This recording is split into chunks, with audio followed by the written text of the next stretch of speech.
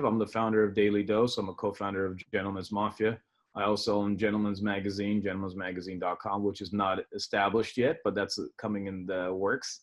I've been busy managing, large media companies who come under my brand's umbrella because the world is always innovating and changing, and we've been pioneering in the digital space as being advanced with algorithm hacks, creating, social hacks, social sway, and, shadow marketing techniques that big media companies and marketing companies don't utilize. We've actually advanced in that area. I've worked with major brands. I would love to tell you guys on this, but, I don't think anybody would want name dropping to sound familiar, but I worked with some of the most powerful influencers that you probably follow or listen to or motivated, or you're probably listening to their podcast every day. I worked with great personalities, great characters, and super successful individuals who've actually worked hard and built brands through social media, and have made money through the internet. In a nutshell. Awesome. Daily Dose is a motivational, inspirational account where we inspire millions of people, about 10 million impressions weekly, of reaching people from all over the world, from Canada to Mexico to India to UK to even going to cities as Los Angeles, San Francisco. When my account was getting verified, it took me about 3 hours. They gave me the check mark. When we applied, it was because half the Instagram employees were following us. So once they seen Daily Dose, we're like, okay, we're gonna give a check mark. It's like one of our favorite pages. So, and also at the same time, we're a corporation, and we filed, but we are a media company. On the back end, the front end, we're just a motivational, inspirational stuff. I started off because my background was corporate for 10 years in the health industry. So I had a lot of content towards very aggressive mentality of, it's a dog-eat-dog world, who cares, step over everyone. As time went by, I realized culture was more positive. And also my image also changed, my brand changed. And also, through time of working with people, I realized that I can't just be, that heavy, always aggressive. Some people are not at the same level as everyone else. So you got to create and cater content that actually inspires and motivates and brings everyone up together at the same time, instead of leaving a certain group of people out because they're not there yet, and teaching them things they're not ready for. That led to building a massive brand where other influencers and personalities wanted to utilize my platform to get themselves out there, which led to the company being built as Daily Dose Media, and to helping other entrepreneurs now be able to run campaigns throughout the digital space through my agency. So basically we're able to take individuals and cater their content to millions of people daily. Right now I have massive networks. They're in the hundreds of millions, and I don't want to over exaggerate the numbers, but it is fairly large. It's unimaginably large, some of it. We're able to drive traffic, lead people to their books, if people have a diet plan, or, and most time we usually filter. We make sure the person's credible, they've done something with their lives, and we've been able to actually help individuals just like me who were able to have a voice on the internet, now for them to be able to have that voice and connect with individuals who are in need of their help, service, or mentality, or motivation, or just, people they can connect with. So, but it's a lot more complex than that, than being able to tell you this in like 2-3 minutes. Fair enough. So in a nutshell, yeah, we're a massive media company, and we're just pioneering in an industry since 2014 where there was no road. We created the railroad tracks, and we put a train on it, and we're flying down like a bullet right now. That's amazing. So it's been fascinating to see how everything happens. I've been able to connect with personalities that you probably watch on TV where you never would have thought about that. Country singers, rappers, funny comedians, like everything, authors. Just keeps on going, and I'm always blown away by the invitations I get and things like that. Through social media, I've actually been able to speak at 3 major international conferences. Shared a stage with Les Brown, one of the most influential people I know, and man, the guy is very powerful, and just learning from them, watching how they're doing it's been, mind blowing. There we are. Man. So I'm still learning because things are changing every day. Oh, Instagram is changing every month. Yeah. Instagram and Facebook change every month, so you got to change with them. There we are. Now, if you had to restart back from zero with all the knowledge that you had today, what would you do first to get back to where you are currently? What would your shortcut to success be? The shortcut to success, and I've used this in the health industry, is to me was being resourceful, Mm, because you yourself can't do everything. And it took me a long time to find the puzzle pieces to what I was doing and putting everything in place the way they're supposed to be. And there was a lot of stress that came along with it.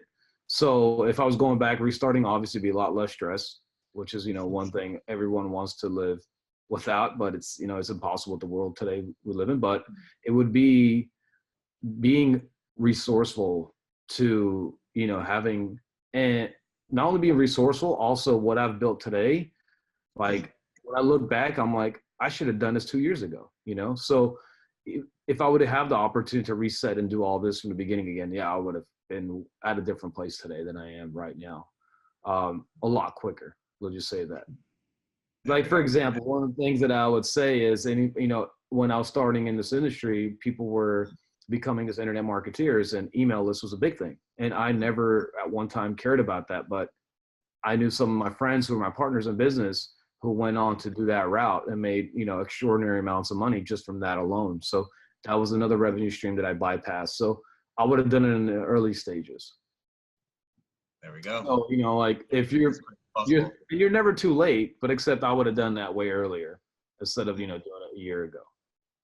There we are. Putting off what you could have done then. I Yeah. like it. That So is yeah, really I good think, feedback. yeah, the ultimate, for me, and the way my business is modeled Mm, is being resourceful, because you cannot control the internet by yourself. mm, There's yeah. multiple facets, multiple personalities, other successful brains out there who know what they're doing, and you can't do this by yourself. I would have, well, knowing who they are now, I would have had them identify the early stage of my business. Mm. Actually, that reminds me of a quote that one of my first mentors told me. He was like, I'm one of the smartest people in the world. I was like, what do you mean you're one of the smartest people in the world? He's like, I can find the answer to any question. Even if I'm not interested in it, I know who to ask that can give me an answer. And I was like, oh, wow. When you say it like that, everybody's the smartest person in the world. They just actually have to go do it, and they have to go find the people to ask and ask them. Simple enough. Yeah. Well, it's like, you found the gold mine, but you need a tractor. Then you need, all these different things are going to help you get that gold out of that place. And you can't do Mm, it by yourself in a shovel. And, a lot of entrepreneurs today are stuck to having a shovel, found a gold mine. They don't want to tell anybody about it, and they can't even get all the gold out of it themselves. They never will in their mm, lifetime. So, also same time, sharing is always one of the most important thing in this business, not being selfish. Think of it as a community. My business was established the way it is because the community relationship that I have, and integrity and values. People would, over a phone conversation, I would get wired, for example, for business purposes, around $70,000, $80,000 from a phone conversation. I mean, try to ask somebody for $1,000 right now. I think you'll have a hard time. But because of the integrity and the value build, the resourceful you are, and people know who you are and how you do business. It's the most important thing. I think integrity also is a valuable thing, and character. Those things take time, but I would focus more on that also in the side of the business if I was going back, building that image, integrity, value at a very higher level, even though it's always been part of my business, except I would have put a lot more focus on that. That helps you build credibility. When, mm. when people vouch for you, it's very powerful. Exactly. And then that just builds up your brand. And at the end of it, your brand sells everything before you even have to talk to the person, or it cuts down your sales time or your message in half. Yeah. Yeah. And one of the models that I also had for my business was we never reached out to people, for clients. They always reached out to us. That's something probably different I would have done in the early stages to get more business.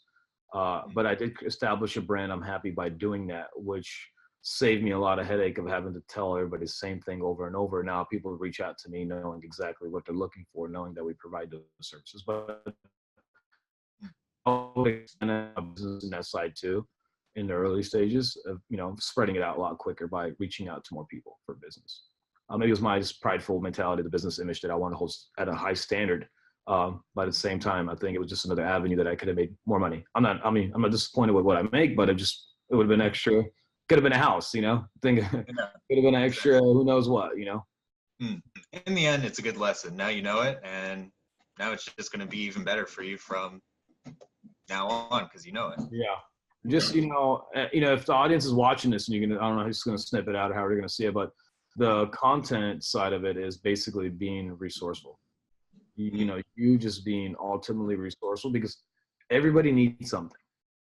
And being limited to one niche is not good. You got to expand in all niches. You have to have your access, your connections, your relationships, and it's always like that one guy who knows everybody, like, hey man, can you give me this? Like, makes a phone call. Like, dude, this guy like knows everybody, or, this girl knows everybody, and just being a connector. It's, and you can make so much money from all those relationships. So, for me, know what I know. If I was going to start over, I put the list out, connect everybody in those areas, find out who's the, credible source for all those high value tickets and things that I need, and just build a business around it. Because, I've made my money sometimes not doing anything. I've made more money taking a phone call than the people doing the work. That's awesome. Yeah, you can do that. That's leverage right there. Yeah, and somebody one time got mad at me. Actually, one of the entrepreneurs I was doing some business with was like, "What do you mean?" I was like, "I don't do anything." I was like, "I work not to do anything. That's my main focus is not to work. Like, if you want to go and chill, that's what I want to do. I want to go hang out at the Bahamas on the beach, having a pina colada, not be over there typing away like, oh man, I'm such a hard worker. I'm a hustler. Like, no, bro, that's not me. I want to disappear. That old saying, people working to appear. I'm working to disappear. There's no reason to. That's boss status right there. Yeah, and that's always been my focus. And my mom asked me what I did for a living one time, and I said I make people famous. She's like, "What do you mean?" I make people famous, Mom. That's what I do.